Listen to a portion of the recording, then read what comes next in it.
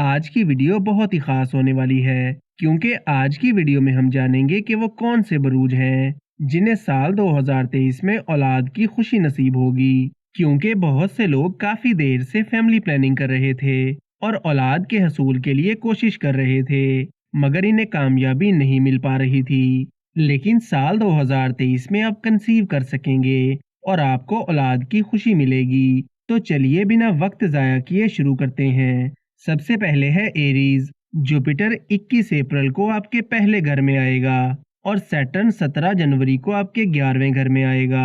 तो 21 अप्रैल से लेकर साल के आखिर तक के टाइम में आप कंसीव कर सकते हैं और आपको औलाद का सुख नसीब होगा, क्योंकि इस टाइम के दौरान संतान योग काफी अच्छा दिखाई देता है।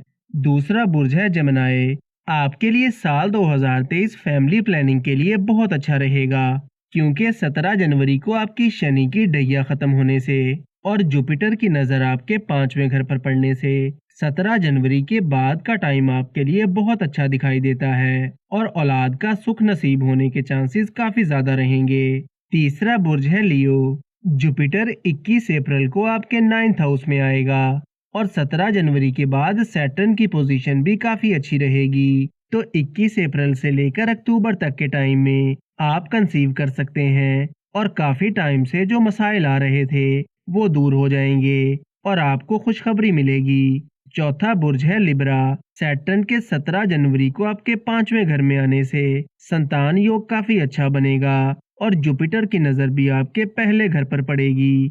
तो 17 जनवरी से लेकर साल के आखिर तक का टाइम आपके लिए बहुत अच्छा रहेगा। इस टाइम के दौरान आप कंसीव कर सकते हैं और आपको औलाद की खुशी नसीब होगी। पांचवा बुर्ज है स्कॉर्पियो।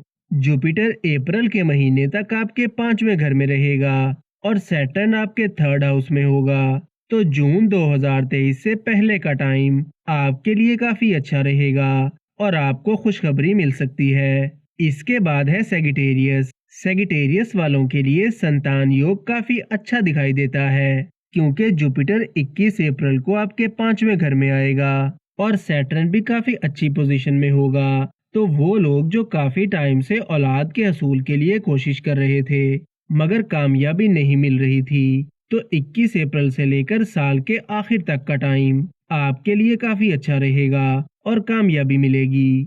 सातवां बुर्ज है कैप्रिकॉर्न। सैटर्न के 30 साल बाद 17 जनवरी को आपके दूसरे घर में आने से आपका संतान योग काफी अच्छा बनेगा और जुपिटर भी 21 अप्रैल को आपके चौथे घर में आएगा। तो वो लोग जो औलाद ना होने की वजह से परेशान थे, तो साल 2023 में आप कंसीव कर सकते हैं और आपको कामयाबी मिलेगी। आठवां बुर्ज है इक्वेरियस। जुपिटर 21 अप्रैल को आपके 3rd हाउस में आएगा और सैटर्न आपके पहले घर में आएगा। तो 21 अप्रैल के बाद आपको औलाद की खुशी नसीब होने के चांसेस काफी ज्यादा रहेंगे। लेकिन वो लोग जिनके बर्थ चार्ट में जुपिटर वीक पोजीशन में है, चाहे उनका ताल्लुक किसी भी बुर्ज से हो, तो उनको कंसीव करने या बच्चे की पैदाइश के हवाले से मसाइल आ सकते हैं।